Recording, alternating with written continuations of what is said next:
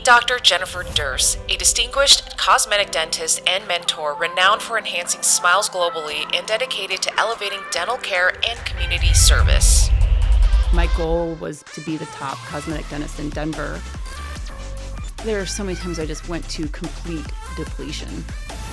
And starting over was actually harder than going through it the first time because you also know what you can do and what you're capable of. But when I moved here, nobody knew what I was capable of. All of those things that are there to challenge us are really there to make us better.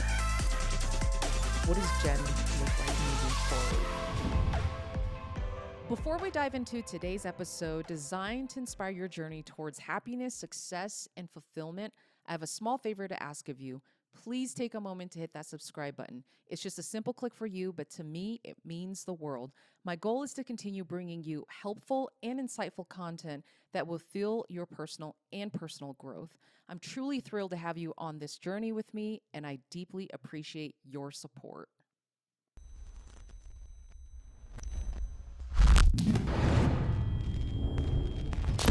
All right, Jen, so give us your background.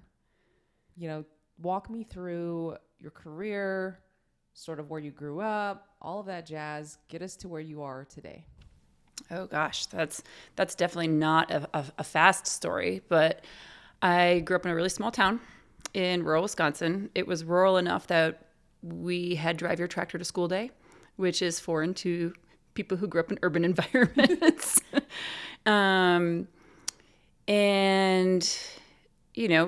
Pretty small town, normal life, people in smaller towns, it's just simple. And we didn't have, a crazy financial means by any way. Like my dad was a police officer. My mom would drive to Madison and work as a gate agent for United, et cetera. It was, we were just normal kids. So I went to a state school in Wisconsin. And at the time, you could go to a state school in Wisconsin for really good ROI.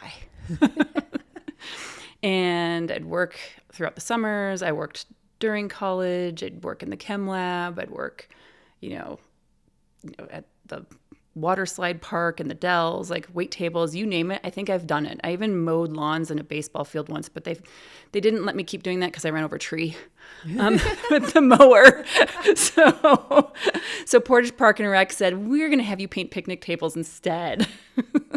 And in college, I had great friends and that were also, in the biology program.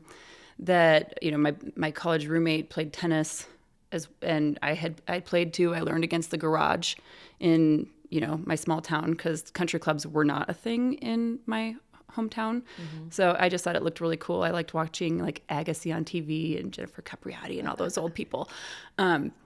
So walked onto the team in college, became best friends with my college roommate, who was also bio. She went on to get her PhD. My other best friend became a pharmacist. I got really lucky that I had great friends that were super driven and real hustlers. So I learned a lot from them. And I thought about going to med school, and then I saw childbirth and thought, I don't think this is for me. It happened at 3 a.m. I was like, I like my sleep. I've got to figure out a different direction. So my advisor suggested I look into dental. And I went home and shadowed my hometown dentist who had been, I don't remember not knowing my hometown dentist. I probably saw him smoke chairside and not use gloves. That was my hometown dentist. I called him Mr. Benson instead of Dr. Benson because I didn't know, what that meant. And I spent a day with him, and he was really influential in that. He had this tiny practice where, people would bring in farm produce to pay for their dental care. And the back counter of his office, there was always a pile of eggs from the chickens, beets, all the things, even home baked goods. And then this kid comes in with their mom, and the kid was crying, and Dr. Benson wiggled his tooth out and he left smiling and happy. And it was, he knew everybody in town. It was so much more Norman Rockwell and relationship based that to me, I thought, oh my gosh, I don't want to do one surgery for somebody and never see them again. I love this path of following somebody through their life and having this relationship with them and helping them, with their healthcare outcomes. So I withdrew from taking the MCAT, took the DAT exam instead, applied for dental school, and ended up going to Marquette. So that was how I ended up going into dentistry. And I, loved every minute of practicing dentistry and the relationships I got to have with my patients. Yeah, and kind of walk me through that journey of becoming a dentist, because I've heard it off and on through wine sessions with you, but our listeners haven't. And I think it's kind of fascinating just the journey that you went through and the experiences that you had, and, the male counterparts that you worked with, and how it kind of spearheaded your career and moved to Colorado as well, right? Yeah. Dentistry has evolved a lot in the last 20 years. And as we know, the aspect of women's careers have also evolved over the last 20 years tremendously. Dentistry 20 years ago, I would say, maybe my class was 30% female. Mm-hmm. And I remember the first day of dental school, one of my professors saying, it's going to be a problem that there's so many women in your class because you're going to have babies and you're going to stop being a dentist, and then we're going to have an access to dental care shortage. Mm-hmm. And I remember thinking, I'm not sure I want to have babies. Remember, I saw childbirth in college and it scared me. Right. So I was like, well, it's not going to be a problem for me.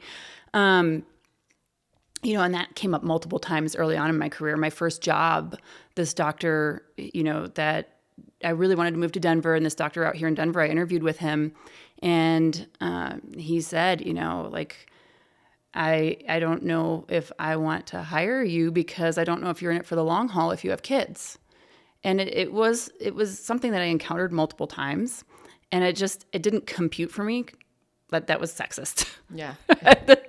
Sometimes those things go over my head. Not so much anymore, but when I was younger, I was like, oh, right. That's not how that's going to work. But when that happened after dental school, I thought, I was dating a guy who was from Arizona at the time. Mm-hmm. And all these things that happen in your life. I was just watching, I have ADHD, so I will pivot all over. It does make sense, I swear.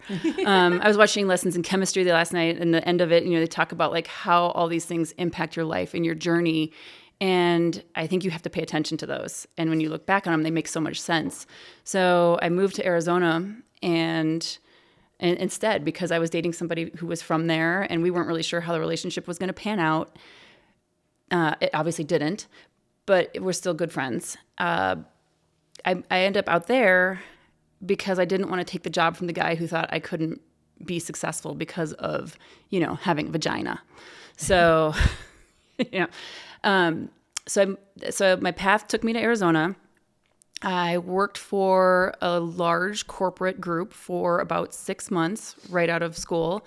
And I pursued them pretty heavily. I thought, I don't want to be a business owner. I really want to just practice dentistry, have my patient relationships. This is not, this is what I want. I want to just be a dentist. And you have to be careful what you put out to the universe. Because remember, if you read The Secret, they're like, you only say the positives. So, I don't want to own a business. All the universe heard was, you're going to own a business. Didn't hear the rest of it. That stint lasted 6 months. I didn't enjoy the corporate setting. So I got lucky enough to find a position in a private practice that did a lot of cosmetic dentistry. And I had a great mentor there who immediately, right away, he was like, you're going to do these smile makeovers? Go. I've got them teed up. Here's my assistant. Let's do this. And he did do a lot of things in his practice that were really new to me, because you don't learn these things in school, like how to have conversations with people and interview them properly and learn what their goals are so that you can meet their needs in their, healthcare journey.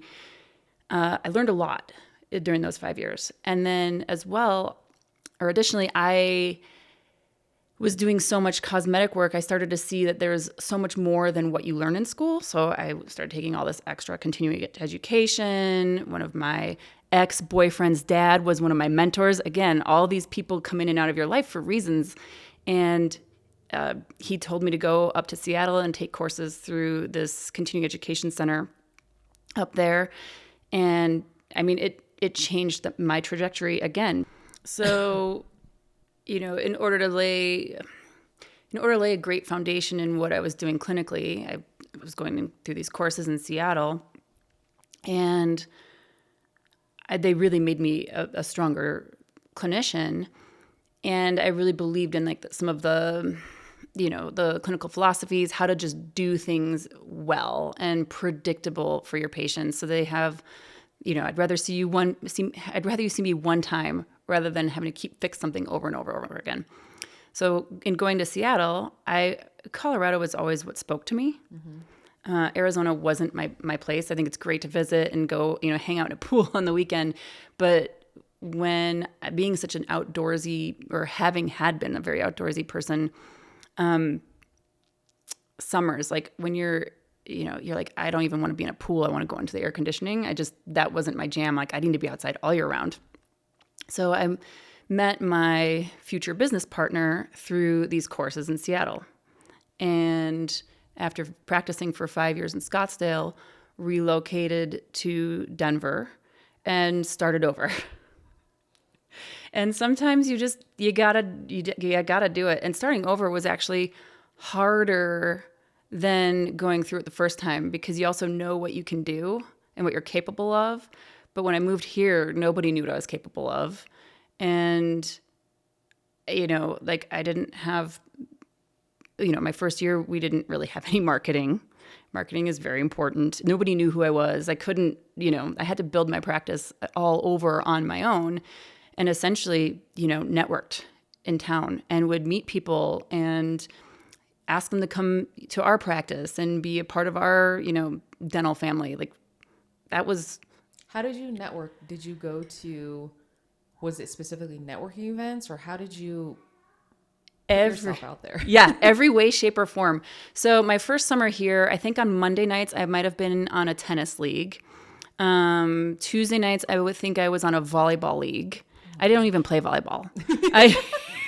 But it seemed really social, and it really was. Yeah. I mean, I did, you'd meet the other 4 people across. I'd be running away from the ball. Like everyone else on my team could play. I created a volleyball team, not being a volleyball player. So I recruited a couple of people to be on the team. Yeah. And they knew how to play, and I was the wild card. Yeah. So it was pretty comical, actually. Yeah. But you would make friends with the people across the net from you. It was, it used to be a thing in Denver and Wash Park where it was every night. It still is, though, is it still a thing? I don't know. I mean, you go there during the summertime, and is it bumping? Still bumping. Okay. We're just old now. They cut back on they cut back on the leagues. Oh, okay. At one point. And then at one point we were playing behind the Target in Glendale, and I was like, okay, this is interesting. But it was a good thing that day because I forgot to bring shorts. And so fortunately I could go into Target and grab a pair of shorts for volleyball. But yeah, that was a bit of a shit show. I think I was also on a beer kickball league. So it was a lot of athletic things, but yet I also I became part of this philanthropic group, ended up becoming the president of the group. When you're the president of the organization, you end up meeting a ton of people, and they want, what they're like, was that? That was, at the time, it was an Active 2030 group, which I think they've changed their name since then and departed from that. It kind of felt a little bit like a fundraising sorority in a way, but I'm actually still great friends with the board that I was on, and we have a book club we've got our 100th book coming up in March, and have, taken an annual book club retreat together. It's, they became my good friends as well. Sure. So networking is really just exposing yourself, meeting people and learning about them, and then asking if they have any interest in what you have to offer. Mm-hmm. So I would ask people like, oh, do you have a great dentist? If they said yes, I'm like, awesome. I'm so glad you have a happy dental home. And if you ever need a backup, I'm here for you. I'm happy to be number 2. if that's what it takes. And then there were others who were like, no, I really don't like my dentist, because a lot of people don't love going to the dentist. So that was an easy tee up. I'm like, well, I'd love to have you. I'm sure I can exceed your expectations. Please come, give us a try. And that was really a lot of how I built and rebuilt my practice, and eventually got back to being, my goal was to be the top cosmetic dentist in Denver. And ultimately, I ended up having people that came from more than just Denver, Wyoming, Nebraska, Kansas, Australia, you name it. It kind of built on itself. Mm-hmm. But I think because, I loved dentistry so much, when you love what you do, it comes through. And I think that's really what attracted, that growth. Yeah. I want to have you stop there and talk about the struggles or any sort of challenges that you went through, because you were essentially in so many different social athletic clubs I know. to grow this business. And it's a unique path. It is a very unique path. I believe that entrepreneurship now is put on this pedestal. And so people truly underestimate the amount of time and effort and sweat equity that goes into really building a business, especially when you start over or you're starting from the very, very beginning. So, was that exhausting for you to go through? You've got tennis, you've got volleyball, you've got kickball. Yeah, we make sweat equity really real in this situation. Right, it was literal. Literal sweat. Well, and that's not the only body fluid. I think it's also tears. I cried a lot. There were moments where, I'd be like Thursday night, I'm on my fourth night of going to some type of, opportunity to meet new people.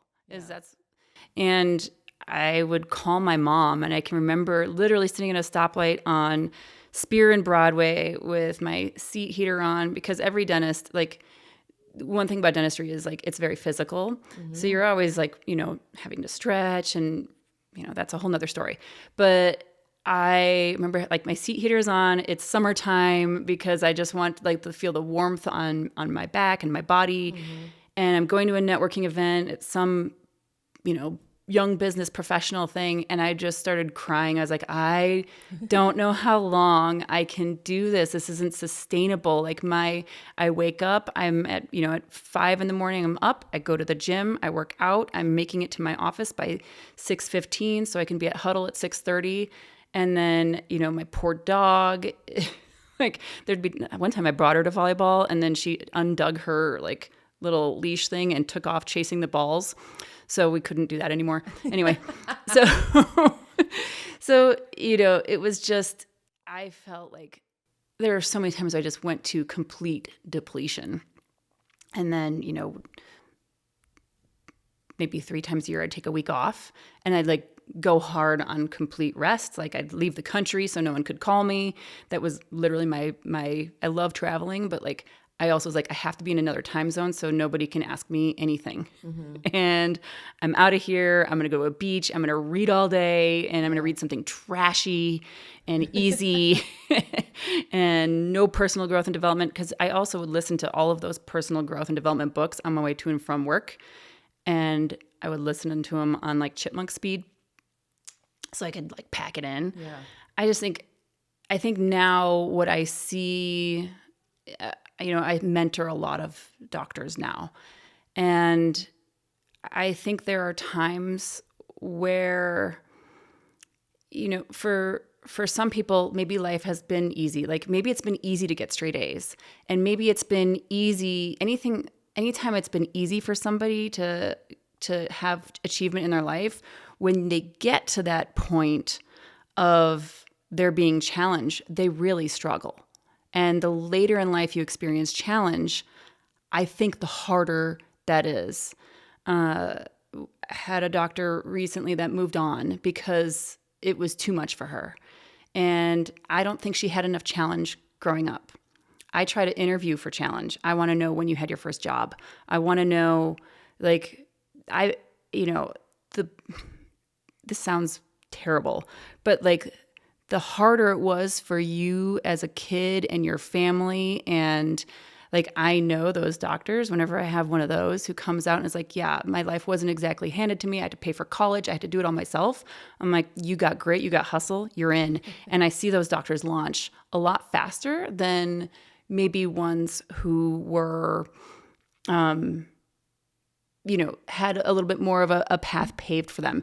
It's not to say that if you had a path paved for you that you won't be successful, but I do see a difference in, the humans that have to work sooner and have challenges sooner in life, because the sooner you experience them, the sooner, you become resilient.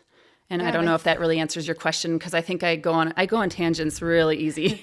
No, it's not a tangent. I totally agree with you there, to the extent that when you don't have a plan B where you have something to fall back on, whether it's, in this case, it's financially, right? Like if your parents, you don't come from money, and your parents, you don't have that buffer, your only choice is to find a way to make it with your business, to find a way to make it in life, because, and I think it also, it builds that resilience, because you have to rely on yourself. So accountability becomes such a huge aspect of your life. I think becomes much more natural than if you were having to like be taught what accountability and responsibility is. Because, and I guess like in to that extent, like what was your driving force? Like, why do you think you were so disciplined and obviously very driven and motivated to continue going? Because I've had a lot of failures prior. So I will say, our household growing up was definitely one where we got groceries on payday. When I was in college, like my food budget was, now it's a different time, back when gum was a nickel. But I knew how to budget my weekly like food expenses for like $10 a week. I like knew how to bulk out on spaghetti and, whatever it was. I really wanted financial freedom. I really wanted to not worry about if I popped a tire on my car. I don't know if that's how you actually even say that, but if I blew a tire, my goal was to be able to go, that's not going to stress me out. And I remember exactly when that happened. And I remember saying to my dental assistant, this is my goal. And when I did blow a tire, because I, drive through whatever and over things, I remember when this happened, and she's like, could you get your tire? And I was like, and I got my tire and it was okay. It was like a celebration. So you're like, I made it. Yep. But I made a lot of bad decisions. I bought a house in 2007. That was a bad decision in Scottsdale, Arizona. Yeah. I don't think anybody knows that I lost that house. And so that delayed my ability to buy my practice. Oh gosh. Okay. Right? Yep. And then and when I moved to Colorado, like my income dips. So I've lost a house. Now my credit's a little jacked, and like I've got to rebuild yet again. And meanwhile, all of that still, the student debt is not getting paid off. Dental school is expensive. Yeah. I remember patients being like, well, you're going to go buy a boat. I'm like, we do not live somewhere that boating is a reality. And right. I'm sorry, I don't feel bad for you, because I know what you're driving, and I'm still trying to pay off my student loans. Yeah. So get out. You're just paying for like part of my tuition. So, yeah. I think that sometimes debt can drive you. I think that like the fear of being in a place where you don't have financial stability can drive you. And decisions should never be fear driven. They should always be goal driven. Like you don't want to be running from something, you want to be running towards something. So, for me, running towards like being able to get an extra tire, that was my goal. Like I wanted to have a safety net. I wanted to know I could build a safety net and then have a lifestyle. Like I really do enjoy traveling. Like when I was in high school, I was lucky. Our Spanish program had a opportunity to go to Spain, and it was like $1,000, and I paid for it all by babysitting for $2 an hour. That's a lot of hours of babysitting and car washes and whatever. But I went, and then in college, I studied art in Italy, and I got to do that because of a grant, because I was poor enough, and I was like the token art person in this. because my major was biology, they're like, oh, you're not really an artist. You're like, this is your side thing. Yeah. And I got to go again to Europe, and I was like, this is so great. The food is amazing. I hated tomatoes until I went to Italy. Like, this is like, I need to see the world. So that was also a driving factor. Like, I wanted to be able to afford a flight to go somewhere. So like, when you create these goals of the things that you want to have, and you really want them, and they're like in your bloodstream to want them, that's like, I think that nothing beats that. If you're like, yeah, I'd like to make a good living, you're not going to get there. Yeah. So Yeah, I would agree with that. I think it's having that vision and then matching it with like the desire. How badly do I really want this? And then matching those two things with your effort, like your execution, the action that you put in every single day, daily habits or routines to foster you towards that bigger vision. So how long, when you started your dentistry with your business partner, did you then get to a point where you felt like you could breathe a little bit in terms of not overworking? Or is it I like to breathe right now. like I can't even do it right now. But did it get to a point where at least you could reel back on the social outings and networking and people already kind of, you established yourself a little bit? Yeah. I mean, I got established probably after a couple of years because it was I went so hard. Yeah. I think my J curve was steeper.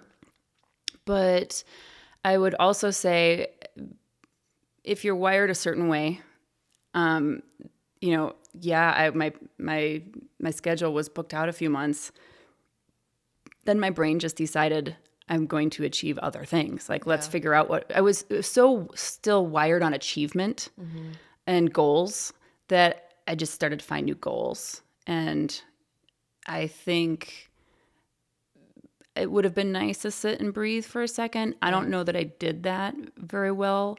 Maybe now I'm starting to, with age, go, okay, I'm going to actually schedule time for that. So, this year in trying to be present, my goal is to just sit and read another trashy book. Instead of waiting for vacation to read a trashy book, I'm trying to read a trashy book for an hour each day at the end of the day. Yeah. I don't look at a screen. I look at paper. It's fantastic. I highly recommend it. Yeah. I've only been doing it for a week so far because it's, the first week of the year. But I'm like, this is a great reset at the end of the day to read something super mindless. And then I'm trying to be more present on the weekends as well. And that's, but when I'm making my goal now to be other things besides just purely dentistry. Yeah. And so you were doing dentistry and then you leaped into entrepreneurship, right? Like you were already in entrepreneurship, but you essentially expanded what your dental practice was. Yes. And how did that come about? Because we could totally name drop here. It's Aspire Dental. It used to be Levin Family Dental. Yeah. And now I swear I drive all over Colorado. Yeah, we have 28 locations You're just now. everywhere. I'm just like, it's like, I feel like you're always with me. I am. I'm always with you. So 2000, I feel like it was maybe 2016, 17. Through the women's philanthropy group that I was in, one of the women who's also a go-getter, she was in this group in Denver that a McKinsey consulting company was doing a leadership program. And she knew the people who were running it. And she said, look, I really think your brain is wired to get involved in this. And I want you to apply. And I was like, I don't want to. I'm a dentist. I don't want to go to McKinsey Consulting and learn stuff from a consulting company. But she pushed me to do it. And she's like, give me your application. I'm sitting you down. You're doing this. And she made sure that my application was put in front of their face.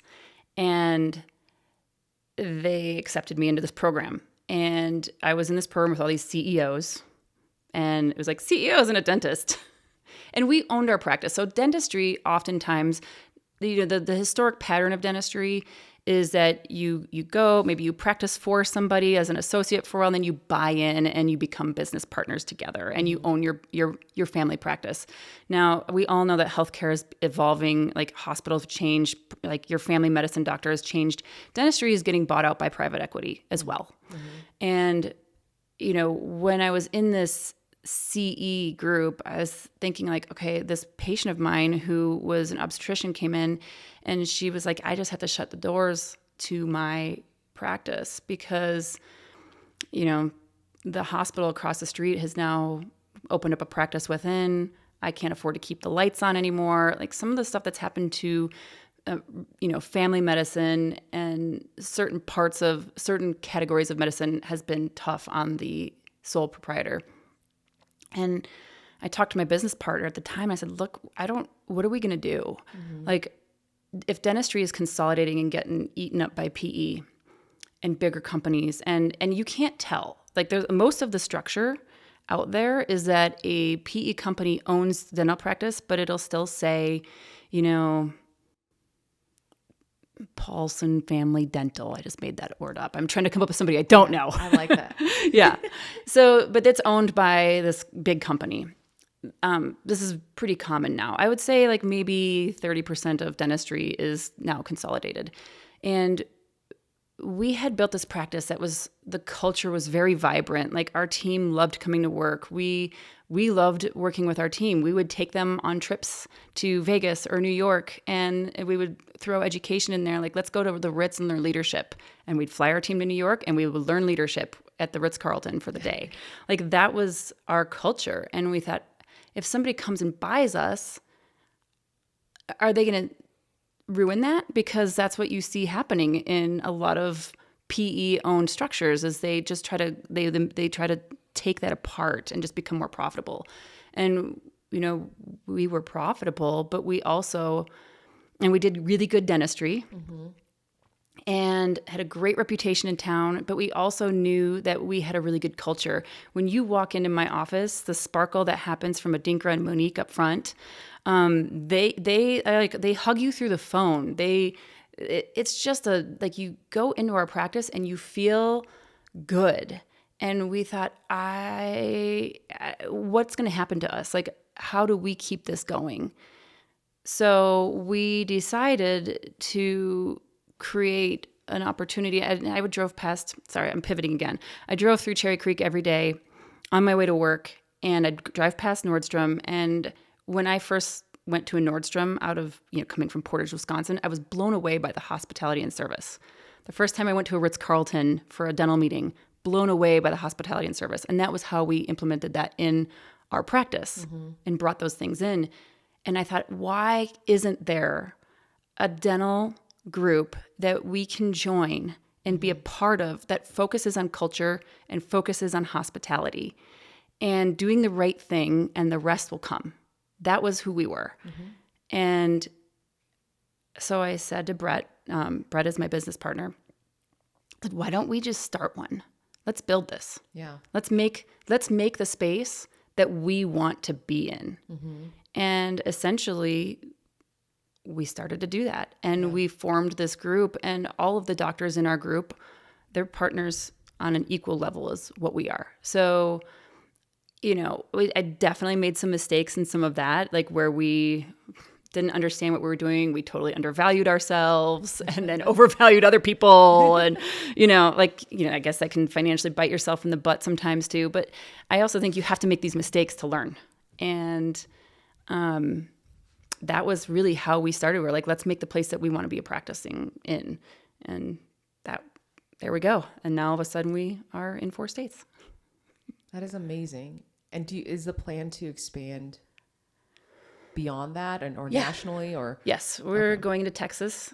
We're under LOI in Texas currently. I don't know if I'm supposed to knock on wood for that or not, but we're going to be joining Texas. And it's really about the right partners, because our culture is so important to us. We want the right doctors and the right partners to join us, and not.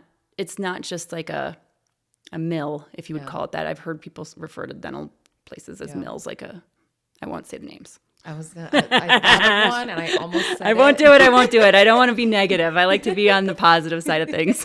Fair enough. So how do you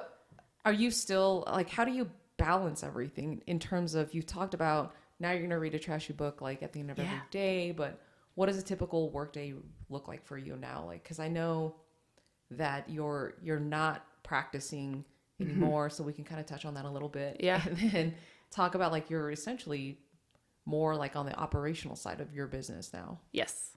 So, well, I got injured and that's why I can't practice anymore. Otherwise, I would totally be practicing. I'd love to practice in the organization that we are. Yeah. Because you can get up and go be a dentist and then go home. Yeah. It's structured as such. And I'm also really competitive. So my business partner, Brett, and I are like siblings, and we like to compete with each other on everything. So I would love to like compete with him on, who does more or better smile designs, I think. Who can do the best feeling? Yeah, exactly. Exactly. We are like that. Maybe that's why I chose sports network, because there's competition. Probably. So I would love to still be practicing, but I got injured, and my injury happened like right before the pandemic, created a lot of challenges that, for a year I couldn't walk. My now husband was getting me dressed in the morning and, lifting me out of bed. It was a really difficult year. And it forced me to have to like pivot and shift what I was doing. So I shifted into, now I'm the chief clinical director of Aspire, and I hire doctors, I mentor doctors, I, lecture all over the place. And it was completely redefining who I was, because my identity was Jen Derse, cosmetic dentist. It was really challenging. And I'm now finally figuring out my new routine. Mm-hmm. So when you have to change your career, it's like technically like the third time in my career I've had to change everything. And it takes time to do that. Yeah. Now my day looks like I get up, and it's really nice. I have a coffee with my husband every morning and my dog. And I never used to do that because I'd get up at 5 and go work out.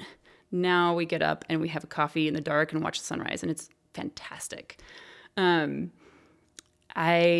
then most days will do something with movement, because movement is so important to your body. And I've always felt that way, but now post-injury, like I feel grateful I can walk. Mm-hmm. So I love taking walks. There's a little 4-mile loop near my house, and it's around a lake, and I can see the mountains. Like hang out with my dog or my husband when I do it. Sometimes listen to a book. Sometimes phone a friend. And getting that movement, that's like my favorite part of the day. And then I'm like checking emails and responding to things, and then it's like go, you're all in. Whether it's trying to put out a fire. That's obviously figurative. I don't firefight, but, a doctor needs something. They're in the middle of a case and they're taking a picture and they're like, hey, what do I do in this situation? I'm going to bail you out. What do I, let's focus on this. Send me pictures. I'm in the practices. I'm coaching them. I'm mentoring them. That is really like, there's no same day. It's definitely not Groundhog Day when you're, running anything in the business world. And then end of the day, my husband and I always eat together. Mm-hmm. We cook at home a lot. He cooks. I don't, because if I'm cooking, there's fires and potatoes are rolling on the floor and we don't really know what's happening. Have to put out fires in that case. Mm-hmm. Then it becomes firefighting. And so, we usually have dinner together. And then there's some nights where then I go and I get on and I give a webinar, or I'm running a study club and, finishing up a PowerPoint, whatever I'm doing in the evening. And, he's got the same kind of thing going on. And then there's other nights where we're like, all right, let's go sit on our patio. And now we watch the sunset, have a glass of wine. And I'm very lucky he works in the wine world. Mm-hmm. But we have a glass of wine and watch the sun come down. So it's, there's like, we bookend the day, and we bookend the day together, like focused on each other. And that is what I would call counterbalancing. Instead of, I read a book once and I can't remember who said it, but if you're trying to balance your life, balancing means like you're probably standing on one leg and you're wobbly. Yeah. But if you counterbalance and you weight something else, then it creates more stability, right?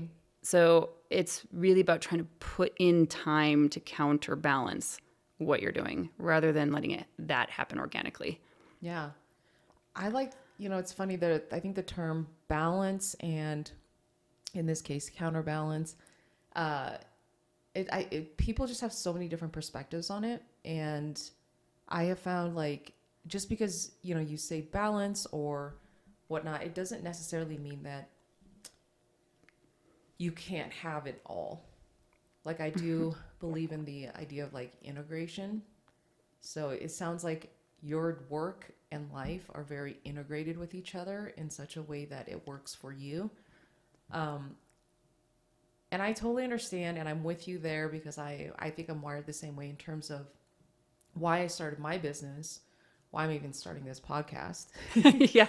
Is you have this drive in you that in a way it's almost hard to describe, but it's just almost innate, and you just want to go after the things you want to. And some people don't understand you, that's totally fine. But what is your like purpose? Like I always found like it's got to be more than just like the tire, being able to pay for that or the luxuries of travel. But what is like your deeper purpose for that drive and like self-validation maybe, or what you feel that makes you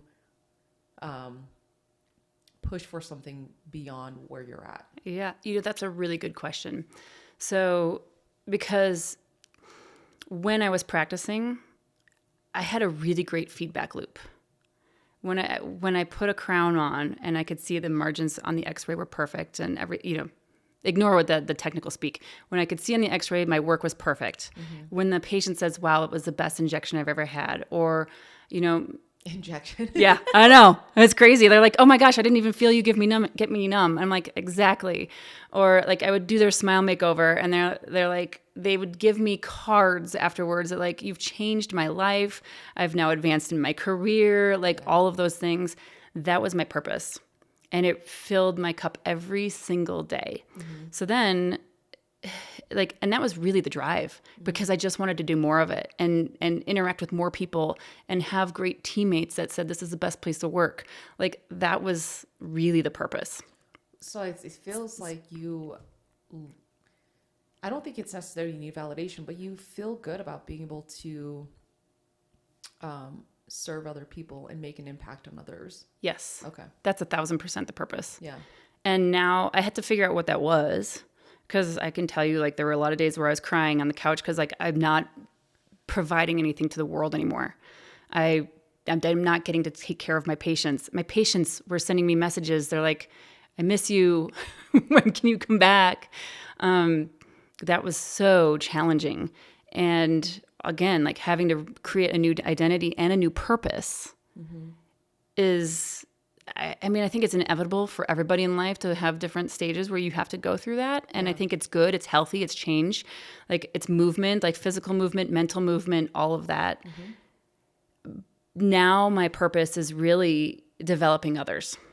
So if the way I perceive my injury is you have to find the good, right? That you're of not walking sucked.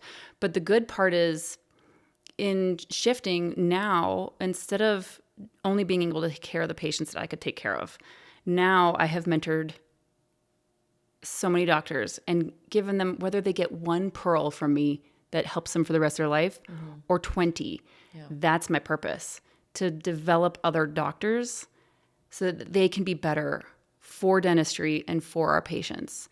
And that's what fills my cup. And every once in a while, I get a text from a doctor that says, "Thank you so much. Like you've impacted me, and I appreciate that you are here for me and help me and whatever." And so every once in a while, and I screenshot those text messages and I keep them.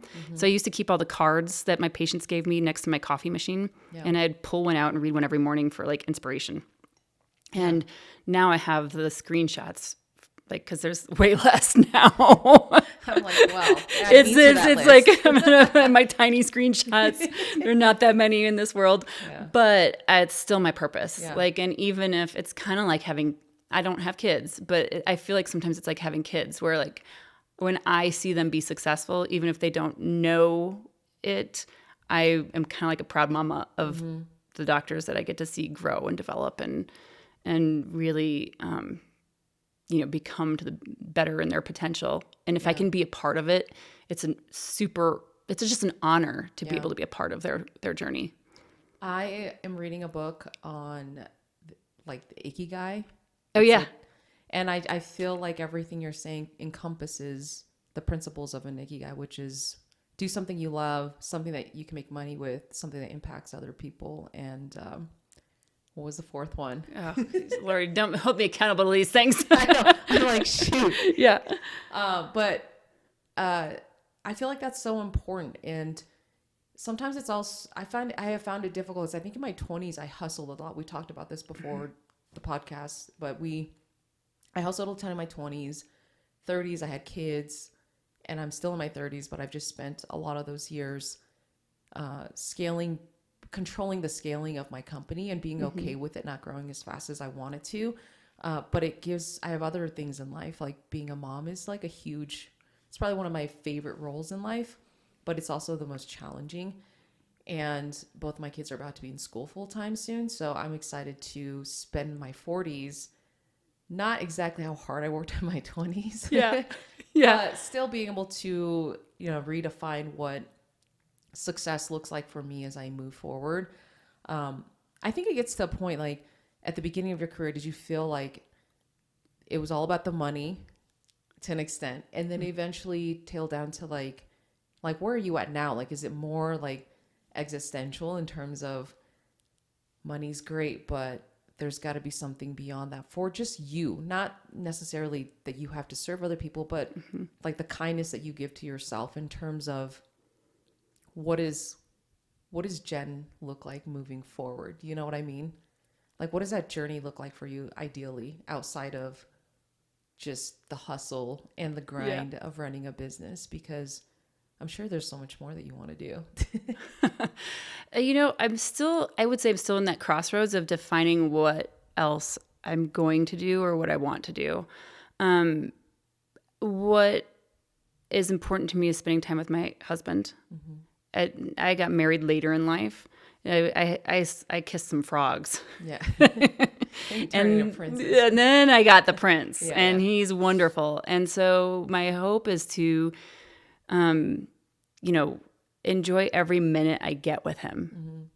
So, again, I just watched this Lessons in Chemistry show, and she didn't know that when her guy went out, I shouldn't spoil it, in case you haven't watched it. I'm like, I don't even know what you're talking about. Shit, her husband gets hit by a bus. Sorry, people. Wow. If you, but it's like third episode, so I'm not ruining the whole story, but I cried.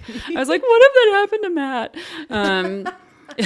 So, really, I just want to suck up every day. Yeah.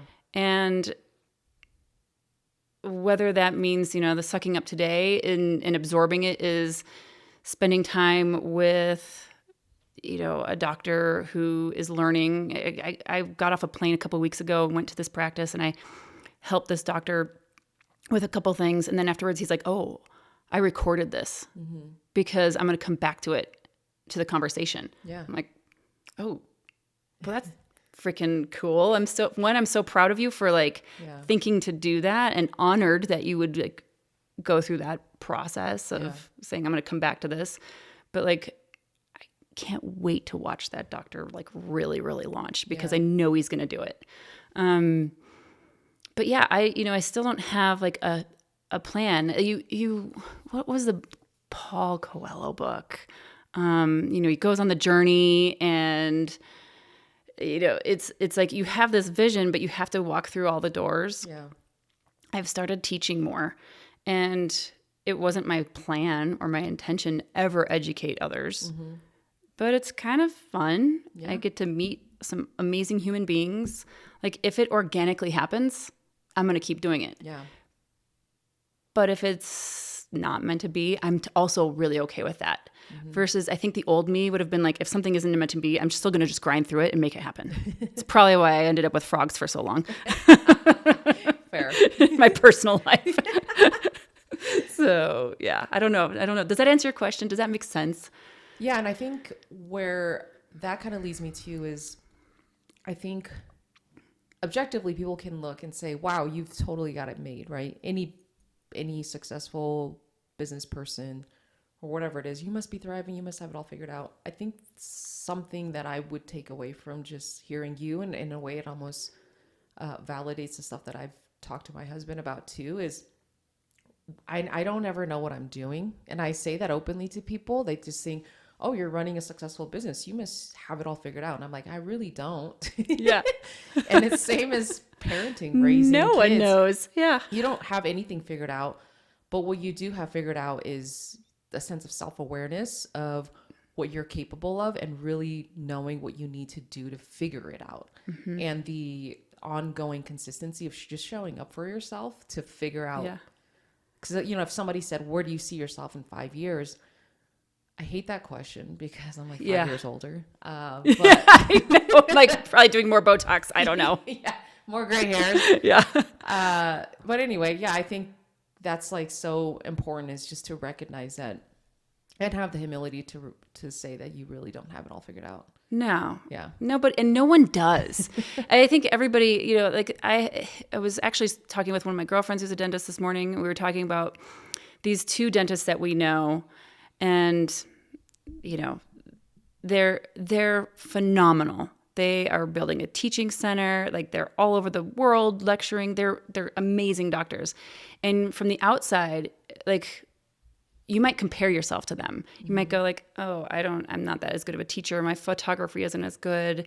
Like, I think a lot of times we default to that. When we see other people being successful and then we compare ourselves, and that's super unhealthy. I think what we have to do is compare ourselves to our own self. Like, and in that process go, okay, am I growing? Am I challenging myself? Because if you don't challenge, you don't grow. And am I learning from those challenges? And am I learning from my failures? Because if you don't fail, you don't learn anything. That's chemistry, right? And like, I'm using this example so much, but like if you think about any scientific experiment, there's a lot of failure until you find out the right formula. Like some people find their formula sooner than others. Yeah. But again, the world is evolving around us. It's not the same as it was 10 years ago, 20 years ago. So if you don't evolve,